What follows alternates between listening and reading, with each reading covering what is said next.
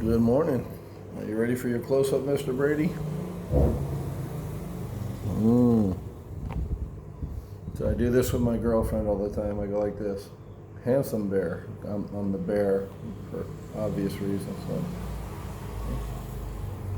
Handsome bear. So I'll keep the glasses on so you all can stay focused on the content instead of how handsome I am. You're welcome. August the 4th.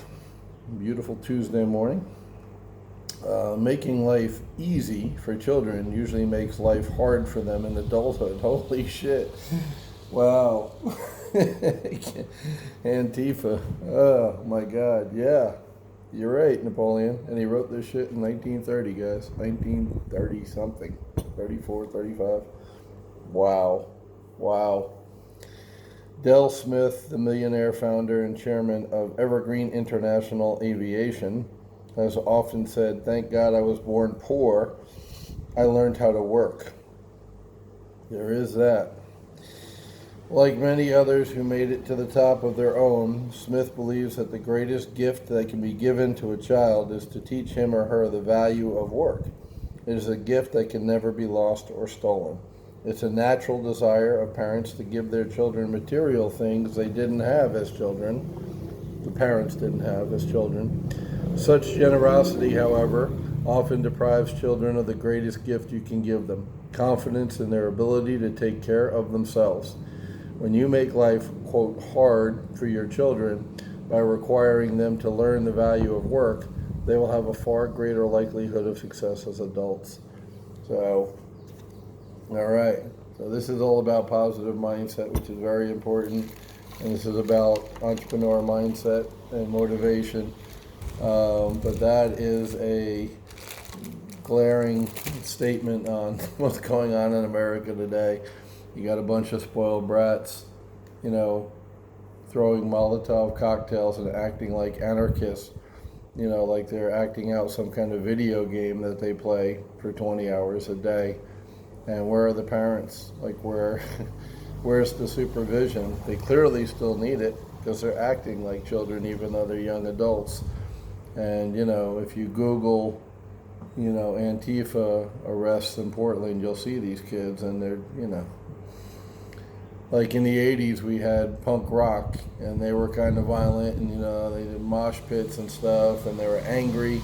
Youth is always angry. Hell, I was angry when I was a kid, and I still don't know why I was so angry when I was a kid. You just are. When you're young, you're angry. Like the world is fucked up, and there's a bunch of old, white men running everything and all this, and then you grow up, right? At some point, you fucking grow up, and it takes some of us longer than others, but you just hope you don't do anything really stupid when you're in your teens and 20s and have all that anger. Well, these guys are doing something really stupid and they're being arrested.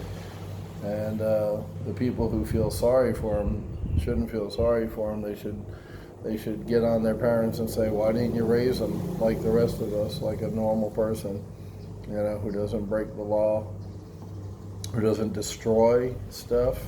I saw a meme on Facebook that said, yeah, Rosa Parks didn't give up her seat, but she didn't trash the freaking bus. Good point. Good point. She protested, but she did it with dignity, and she did it with respect for property. The bus wasn't racist. The people were, and she made her protest, and it was a very powerful protest, and her voice was heard. What the hell are the looters and the rioters doing? Burning down stores and knocking down statues. They, thank God, will be, just pass by and they got their 15 minutes of fame now. They're important.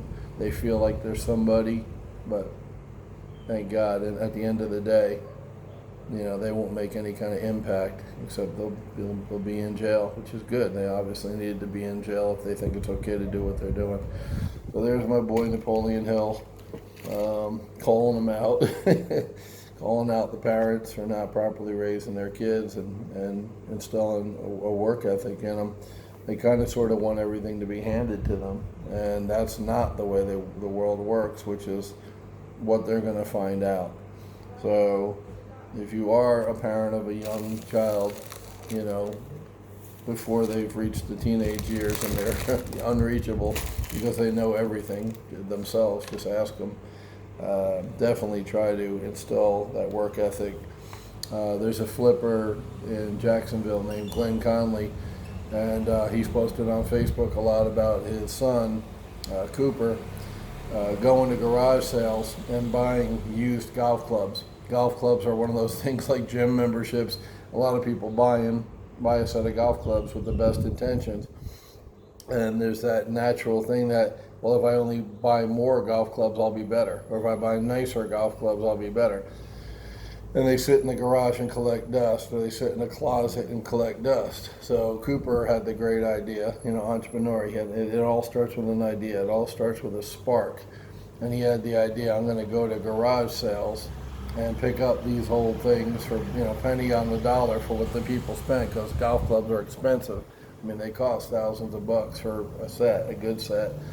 And, he'll buy it for a couple $100 or less, sometimes $20, whatever the market would bear. These people just were cleaning out crap. They hadn't used the clubs ever, or maybe once. And he would buy those clubs, clean them up, and then sell them, for what they were actually worth. Because like I said, good clubs can sell for thousands of dollars for a set. So he made a ton of money doing that. And you think that kid's going to succeed? When he grows up, he's in college now. He's not a kid anymore. But the point is, you can just look at that and what he did and know that he's going to be all right. When Glenn passes away, and Glenn's middle age, so it's not anytime soon. But the point is, when Glenn does pass away, Cooper's good. He's set because his father showed him and helped him how to create money, how to make money. Right? So the U.S. government, when they need money, because they're part of the problem, they just print it. But when we need money, we make it, we generate it. Does that make sense? We can't print it, but we can come up with ideas that will put money in our bank accounts. So that's what he's talking about. And, for every Cooper, there might be 2 or 3 Antifa right now. But that shit will stop soon enough. They've already put the federal government in Portland, and people are saying Nazis and I don't know, people. If you go back to the beginning, the riots started first, and the heavy-handed Gestapo, whatever you want to call it, was a reaction to that. If there were no spoiled brats in the streets, there wouldn't have to be, military response. Nobody wants military response, but the government, at least in that case, is doing what needs to be done. Because it's not fair to the people who live in Portland who don't want their shit burned down and don't want to live in fear every night the rioters are coming to their house, who didn't do anything. The military, the troops are there to protect the people who are getting property destroyed and are living in fear from these punk-ass efforts. Understand that. Be real clear about that. It's a response. They didn't put the military in first. The 40 days and nights of rioting and looting and burning were first. They're not peaceful protests. Educate yourself. Don't be stupid. So, way more political than I wanted to get, but that was just, as I often said, with my 2-inch vertical, if the ball's hanging above the net, I gotta spike it. And that was just, amazing to me how this book applies today more than ever. So that should be a heads up that the rest of the stuff I've read to you applies also.